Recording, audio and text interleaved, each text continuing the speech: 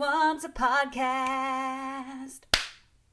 This is why you shouldn't do it. Hey, okay, unpopular opinion alert. I'm Erin Trafford, digital story strategist and content strategist.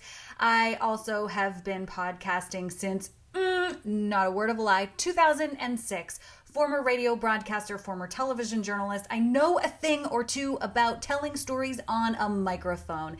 And I know everybody wants to start a podcast and it feels like this big, shiny, glowing, orby object of brilliance and freedom and audience attraction, and it can be.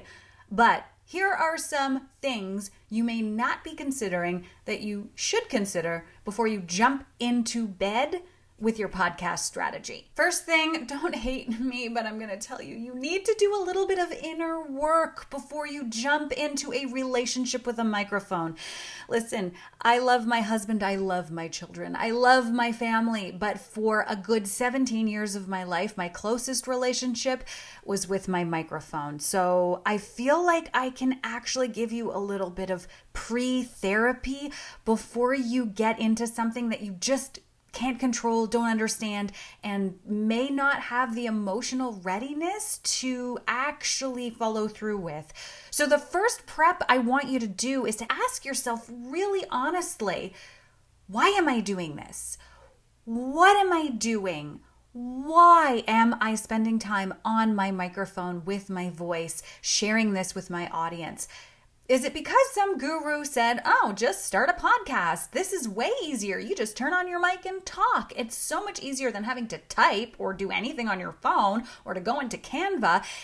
If that's the reason, put down the mic, honor the mic, just put it down and get kind of clear before moving forward. Because if you're doing it just because someone else told you to do it, not the right reason. The other thing I want you to think about, I kind of want you to be selfish. Your podcast actually needs to be about you. And where I see so many businesses falter is in their podcast strategy being built around other people. Let's be real here. You are starting a podcast so you can grow your brand, grow your business, create a sphere of influence around you. So ask yourself who you're really doing this for. Are you starting a podcast to amplify others? Admirable, desire. But from a business strategy, it shouldn't be your primary reason for jumping into a podcast. Why? Because podcasting, it's a lot of work. How do we get around this? Listen, if you do have a balance of, yes, I want a podcast to grow my business, but I'm also really interested in amplifying other people's voices, that's great. But as a professional podcast strategist, this is what I would tell you. Do it if and only you have the confidence, content, and wherewithal to host between 5 and 6 solo episodes by yourself on the mic before you invite another voice into your show. From a strategic standpoint, this is a way stronger foundation upon which to build your show for 2 reasons. The first one is it gets you comfortable and in relationship with your microphone. He is or she is or they are who you want to be in relationship with all the time. Spending that solo time on the mic is going to get you into the feeling of your own voice, into the feeling of your own brand as it comes out of your mouth versus on a page, which is probably what you're more used to. Try and spend that time solo with the mic and get really comfortable being alone in that space before you open up the doors and share it with someone else. The next question everyone has is, okay, but how long do I have to talk all by myself? Here's what the data shows us, that in podcasting, the absolute optimal length for a show is no longer than 16 minutes. So, can you speak by yourself and fill a show for, let's say, 5, 12 to 15 minute shows without losing momentum, losing your energy, losing direction, or losing the story? This is really what's going to set your podcast up for the greatest success. Trust me when I say I have seen this work time and time again with my clients at every single level. The solopreneur level right up to the corporate executive level.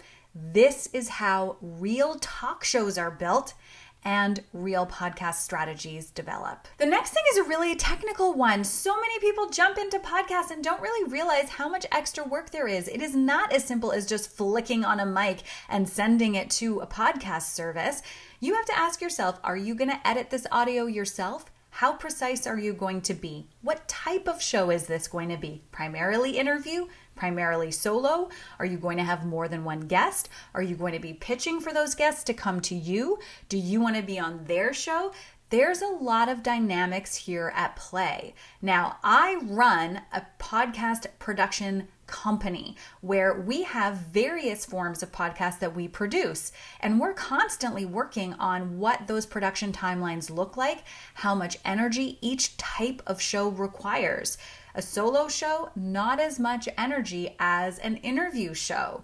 You need to get clear on the resources you have available to you in terms of assistance, like manpower, time and energy to spend doing the show yourself, and then money and resources that you have to commit to keeping the show going.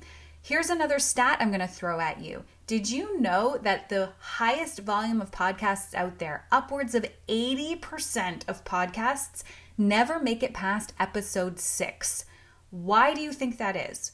It's because the podcasters lose momentum, lose steam, don't have a clear vision of where they're going with the show, but majority of the time it's because they don't understand how much work is involved in creating a successful podcast, so they abandon the strategy. The last thing I'll say is that if you're feeling like you want to have a podcast, but you're just not sure, one of the best strategies that you can employ at this point is to just get on other people's shows. Get a feel for how other people are doing podcasts and how you want to feel when you're on the mic talking about yourself.